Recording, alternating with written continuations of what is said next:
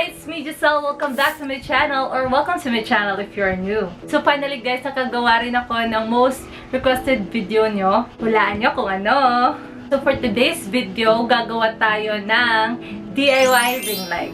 We all know guys na importante talaga ang lighting ng ating video. Kasi importante yung first impression ng audience natin. Ayaw naman din natin makikita tayo ng mga audience natin na hindi maayos yung lighting. Kasi particular ako sa quality ng video ko. So, I'll make sure na clear and bright yung contents ko. So, tayong mga small creators, goal naman natin ma-hit yung 4,000 hours watch time. So, importante na maganda yung quality ng videos natin. So, ako guys, low budget lang talaga ako. And I tried checking online yung ring light nila, yung soft boxes. Napalunok talaga ako kasi ang mahal. So, naisipan ko, why not create my own ring light? So, wag na natin tong patatagalin pa. Let's jump into this video! So, here are the things that we need, guys. Isang karton, or you can also use a cardboard. Then, scissors. Next is a scotch tape or packing tape. Then, aluminum foil. A ball pen. A circular plate. Then, Christmas lights. And lastly, is the circular lamp. First step is to draw a circular shape sa karton using this plate. Gumawa ulit ng mas malaking circular shape to form the ring light.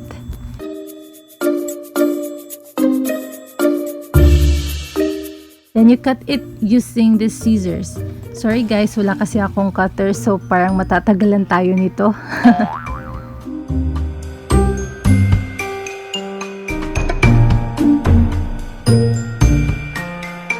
So here's the ring light bone.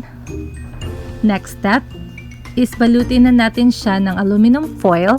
It's gonna serve as a reflector ng light mamaya. Then, idikit na natin yung scotch tape sa likod nito to secure everything. Next is palibutin na natin siya ng Christmas lights. Make sure na white or yellow ang color ng mga lights para natural na siya tignan sa video mo.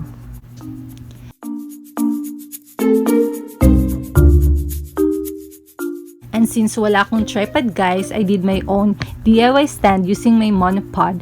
Tapos pinasok ko lang siya sa isang flower stand na kinuha ko lang sa aming sala.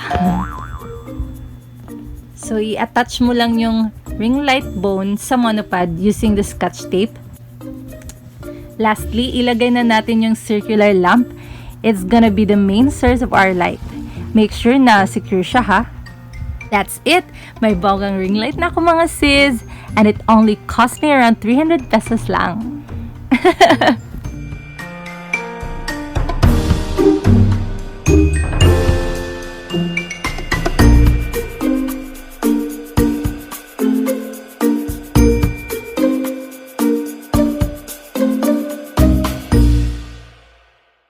So yun guys, hope may natutunan kayo. Sa mga walang ring light dyan, ay gawa na kayo. Yun yung ginagamit ko actually sa likod ko, diba? Itetest muna natin kung ano yung difference ng walang ring light at saka merong ring light.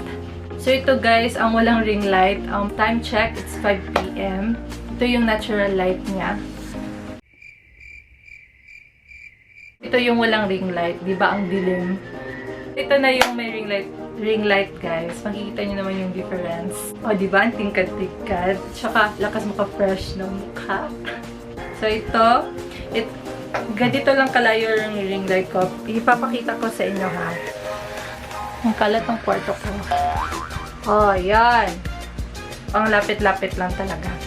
So, yun lang yun guys. And, hope nagustuhan nyo. And, mag-comment na kayo sa baba kung ano yung ipapagawa nyo pa sa akin. Kahit ano, kasi gagawan ko yun ng video. Hope you give this video a big thumbs up kung nakakatulong talaga to sa inyo. Tsaka share nyo din to sa mga friends nyo na may balak bumili ng ring light. Para hindi na sila makagasto, gawa na lang sila, diba? Mga around 300 pesos lang yung mga naggastos ko nito kasi yung iba dito na sa bahay namin. So that's it guys. Subscribe kung hindi ka pa nakaka-subscribe, tsaka like. And always remember that you're special, so always wear that smile on your face!